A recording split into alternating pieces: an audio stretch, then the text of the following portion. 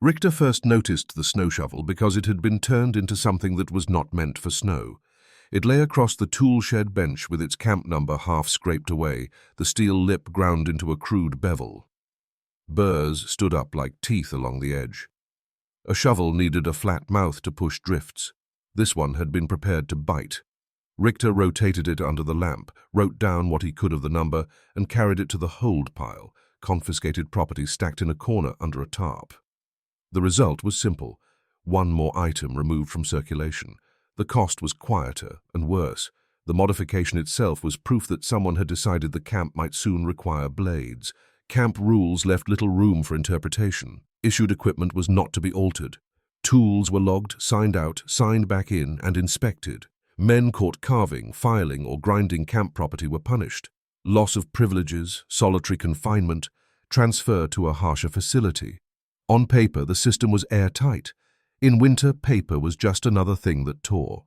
Richter's job as the senior prisoner clerk in the tool program was to keep the ledger honest.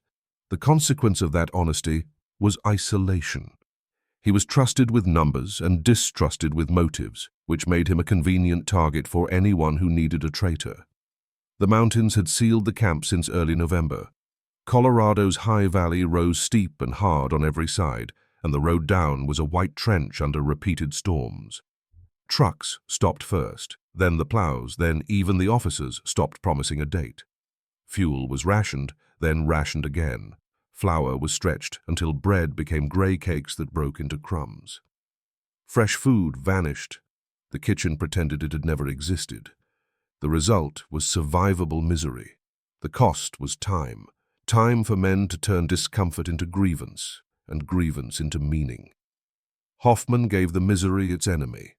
He was not the oldest prisoner, but he spoke like a man who had been waiting for the world to validate him. He lingered where crowds formed.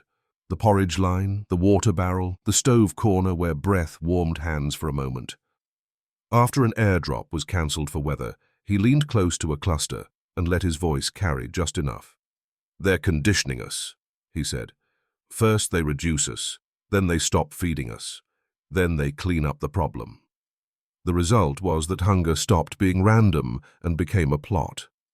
The cost was that every shortage now looked intentional, and intention demanded retaliation.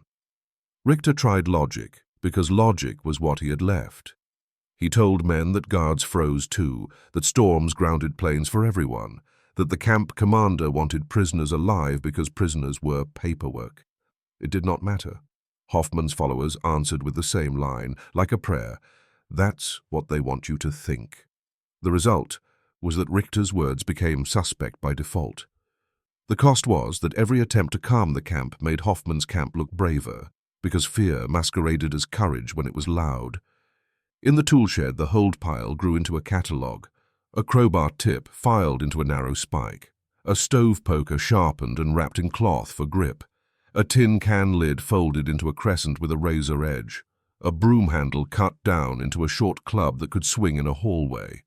A length of cloth torn into strips. Gags or bindings, Richter couldn't pretend not to know. Each time he logged an item, the modifications looked less like improvisation and more like a kit. The result was a private inventory of approaching violence. The cost was that Richter began to hear the shed in his sleep. File against metal, cloth tearing, wood cracking, the camp assembling itself into a weapon. He began to count beyond his duties. He checked which tools were signed out, which were returned, which came back with fresh file marks. He sifted the scrap bin and found curled metal shavings from tin, wood shavings from boards that had not been assigned for repair, cloth scraps that smelled of sweat.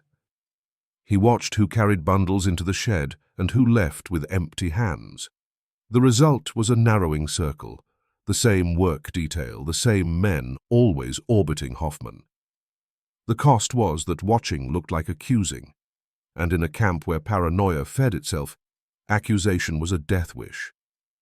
The spark came to his bunk one night in the shape of Lenz, barely 20, face hollowed by weeks of cold. Lenz slid into Richter's space like a man seeking confession. "They meet in the shed," he whispered. "Not for work, at night." Richter forced the questions out one at a time because panic made men lie. Who, when, what? Lenz's answers were jagged, but the core held. Storm night. Guard hut first, rope, hatchet, then the armory. The result was immediate. Rumor became a plan with steps. Richter gave Lenz orders instead of comfort, because orders could be mistaken for protection. "You tell no one you spoke to me," he said. "Not a hint." Lenz nodded too fast, which meant he would fail if pressured. The consequence was a second problem. The plan might move faster, because a frightened boy had started leaking. Richter watched Lenz leave and felt the winter tighten around the barrack as if it had ears. After that night, Richter ran the assault forward like a supply calculation. Guard hut, close quarters, one scream, a shot. Armory, steel door, keys, procedure. If the key was wrong, or a guard got his rifle up, the plan collapsed into panic. Then the valley. 50 miles of snow and forest, no friendly troops anywhere near, prisoners already thin. The result of any outcome was death, fast in the yard or slow in the trees. The cost of understanding that was that Richter could no longer hide behind neutrality. Inaction was now a choice with a body count. He needed proof that men who believed a conspiracy could not dismiss as talk. 2 days later, he found it in the ledger itself. A sign outline, altered with a number where a name should have been. Someone had learned to counterfeit paperwork well enough to disguise theft. The missing items were not trivial: rope, a hatchet, a heavy pry bar. The result was a clear upgrade from resentment to capability. The cost was that the camp's own procedures were now being used as camouflage for violence. By late December, Hoffmann evolved the story again. He no longer spoke only of starvation. He spoke of a list. In Stovelight, he waved a scrap of paper and told men their names had been selected for winter disposal. The paper was thin, the handwriting jagged, the names common enough to be anyone. It was not an order. It looked like an order to men starving for certainty. The result was that fear took on a calendar. The cost was urgency. A plan with a deadline demanded action. Richter understood the trap. If he denounced the paper without a counterweight, Hoffmann would call him a liar. If he tried to seize it, Hoffmann would call him a destroyer of evidence. Either way, Richter became the enemy, which was the role Hoffmann needed filled. That night, Richter made the decision he had avoided since capture. He would speak to a guard and accept what that decision did to his name. The chance came through snow. A storm loaded the roofs enough to threaten collapse, and work parties were ordered up to clear. Guards supervised because roofs created sightlines and escape fantasies. Richter was assigned under Sergeant Morrison, a broad-shouldered guard with tired eyes and a habit of watching hands. Richter shoveled until his lungs burned, then leaned on the handle and forced English through numb lips. "Bad situation," he said. Morrison's head turned. "Talk," he answered. "Many men think you kill prisoners," Richter said. "They plan fight." Morrison stared at him, and in that stare, Richter felt the full cost of crossing the line. If Morrison treated him as bait, Richter was finished. If Morrison treated him as a threat, Richter was finished. If Morrison believed him, the camp might still burn anyway. "Why tell me?" Morrison asked. "Because if it starts," Richter said, "everyone dies." Morrison's jaw worked as if grinding down anger. "We're freezing too," he said. "We've almost lost a plane trying to drop you food. Nobody's planning an execution." Richter held the gaze. "Then I need proof," he said, and hated himself for asking for paper while men sharpened metal. Morrison exhaled, breath torn away by wind. "I can't show everything," he said, "but I can show what I can. You flash it wrong, you make it worse." The result was a channel, thin, dangerous, real. The cost was that the channel itself could become a trigger if the camp sensed it. Richter climbed down from the roof with his hands shaking, knowing he had caught one cat by the scruff and that it would claw free the moment he looked away. The next day, the guards walked the perimeter as if the wire might leap. Morrison's rifle stayed slung, but his hand never left the strap. Younger guards carried their weapons higher. The result was visible discipline meant to deter violence. The cost was exactly what Richter feared. Hoffmann used the posture as evidence. "See," he whispered in clusters. "They're readying themselves. They're close." That afternoon, Morrison found Richter near the tool shed and slid a folded sheet into his palm with the casual motion of checking a latch. "Read, then hide," he muttered. The paper was not comforting. It was numbers. Flour remaining, fuel remaining, canned goods remaining, projected ration days at current issue. Attached was a clipped radio message. Icing, no window, next attempt. There was no secret, only effort.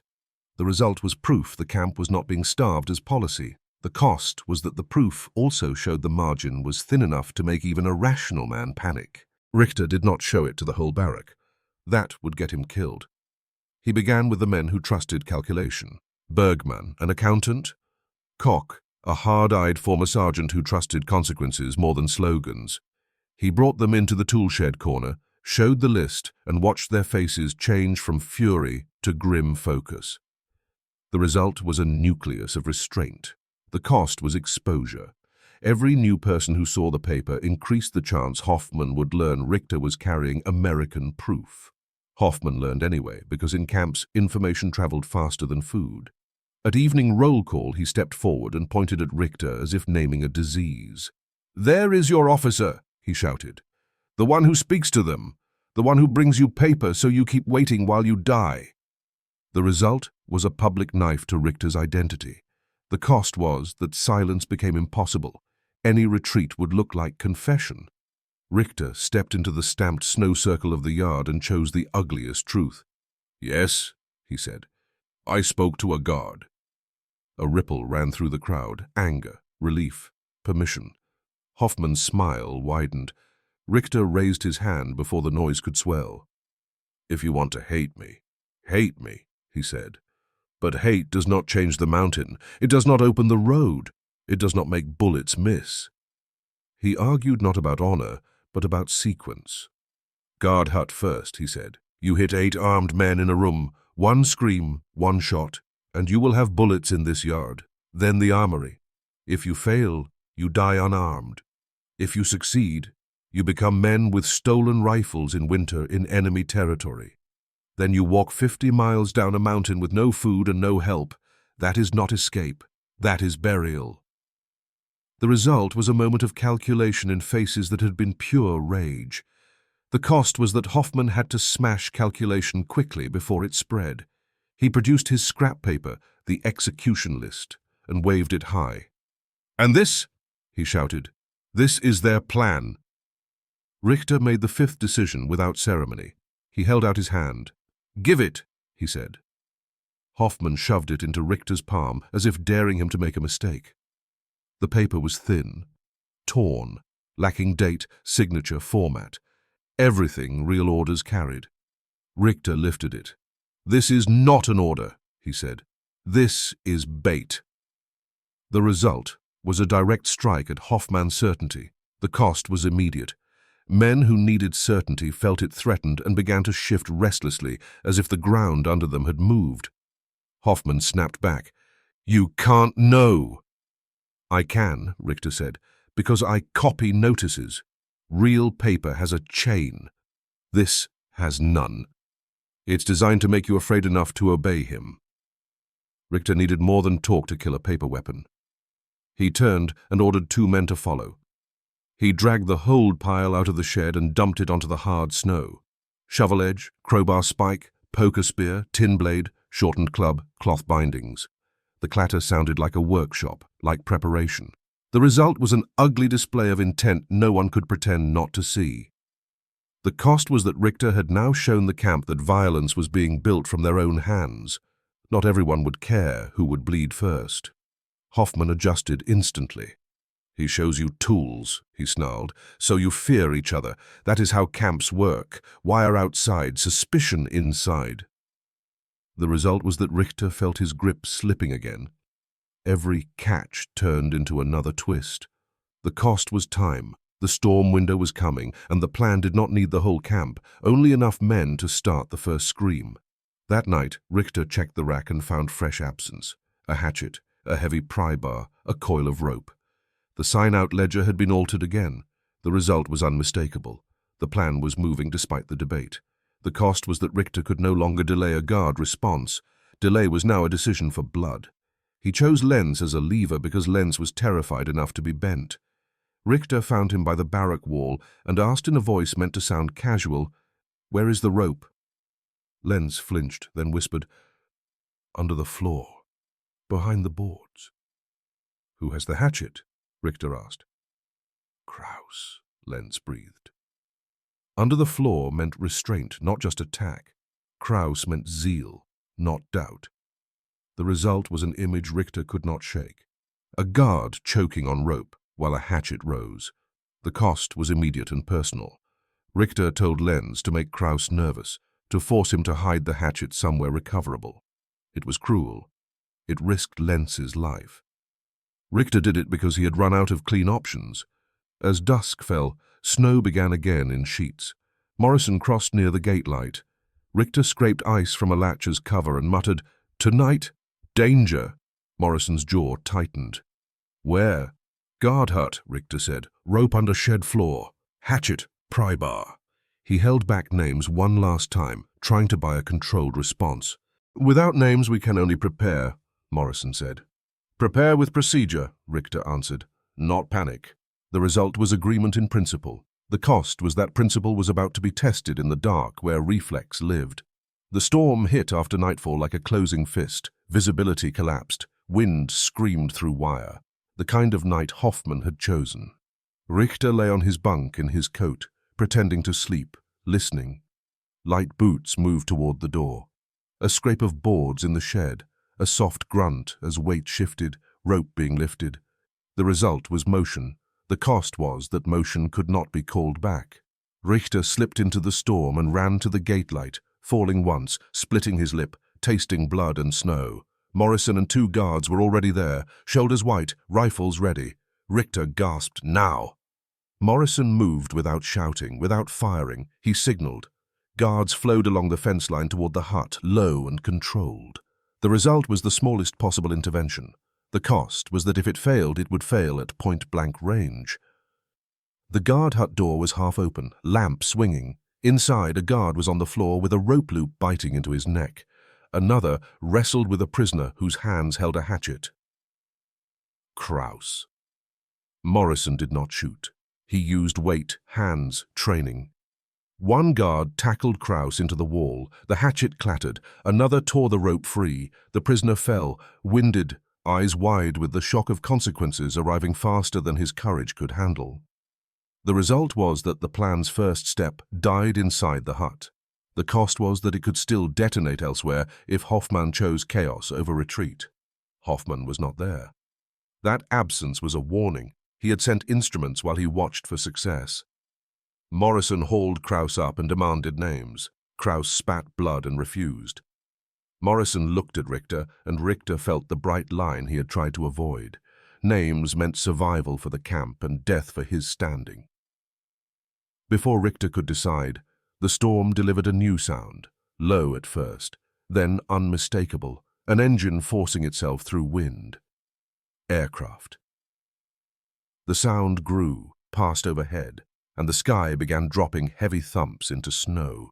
Parachutes opened somewhere beyond the wire with soft pops, pale shapes blooming in white darkness. The result was a reality no rumor could compete with. They had tried in the storm to feed the camp. The cost was that hunger would now drive men toward the drop zone, in a rush that could become riot cover. Men poured out of barracks despite orders, faces tilted up, mouths open. In that surge, Hoffmann could still ignite something, turning scarcity into a final excuse for violence.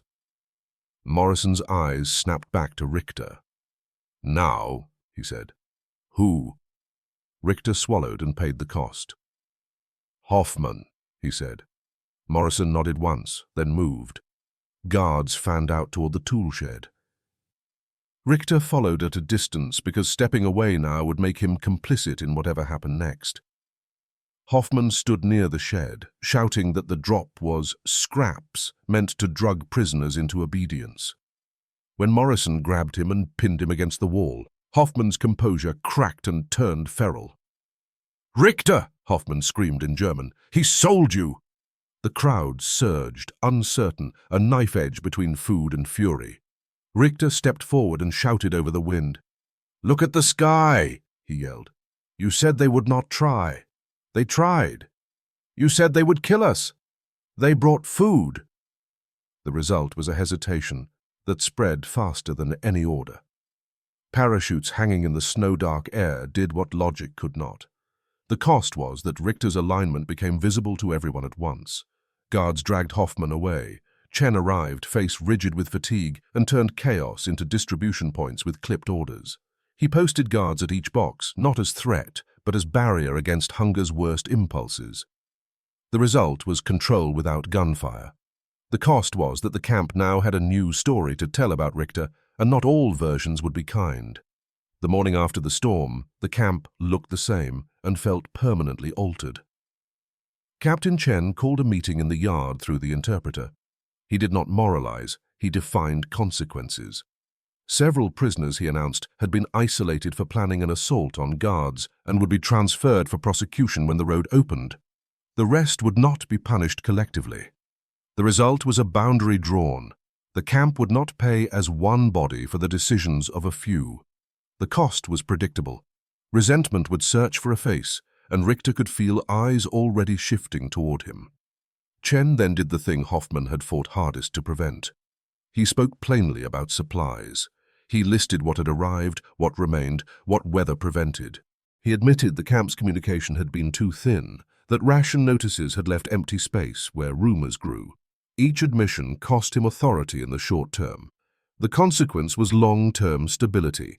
Transparency would starve conspiracy faster than force. "Once a week," the interpreter said for him, "there will be a briefing. You will hear what we know and what we do not know. You will not have to invent it." The briefings began as ritual rather than comfort. Men gathered, listened, returned to their bunks with the same hunger but less imagination. The result was quieter nights. The cost was that hope did not increase, only panic decreased, and panic had been the only energy some men possessed. Richter returned to clerk work because work was camouflage. He logged tools again. He resecured floorboards in the shed. He translated notices. He avoided crowds. He did not accept the role of leader. Leadership in a camp was a magnet for knives. The consequence of avoiding leadership was isolation. Some men refused to speak to him. Others offered flat courtesy, and a few looked away as if shame were contagious. Morrison found him one evening by the shed and spoke without warmth. "You could have kept your mouth shut," he said. "Yes," Richter answered. "Then I'd have shot someone," Morrison said, as if stating the simplest fact of his job. "Or someone would have shot me." The result was not friendship, but a shared understanding. Fewer deaths had been purchased with an ugly choice. The cost was that Richter would carry the ugliness while others carried only relief. Winter did not end quickly. Storms still came. Fuel still ran low before convoys arrived. Men still argued, stole, despaired.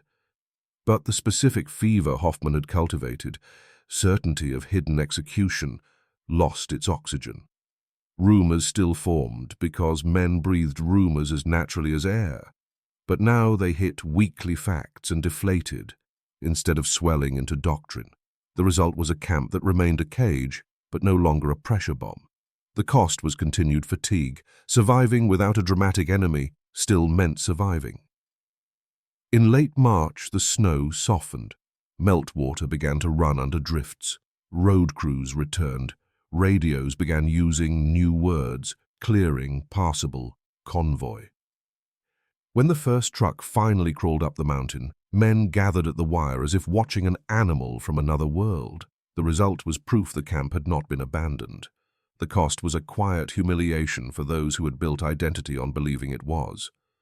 Hoffmann and the others were transferred out that same week, loaded onto a vehicle under guard, heads down, hands bound. Richter saw only backs through the fence.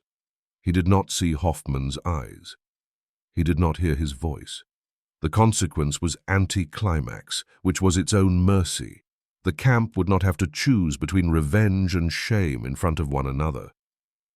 Early April brought the first external labor detail in thawing forest, hauling fallen branches, repairing a fence line beyond the inner yard. The air smelled of wet earth under snow and pine resin exposed again. Richter walked on a narrow track cut into slush and found himself beside Morrison by accident, both men pacing the same softened line. They did not speak at first. Meltwater dripped from branches in a steady rhythm, a sound like time restarting. Morrison looked up at the ridgeline where sunlight struck rock and made it almost warm. "Another winter," he said. "Yes," Richter answered. Morrison's mouth tightened. "No shots," he added, measuring success by the simplest metric. Richter nodded once. No shots meant the guard hut had not become a slaughterhouse.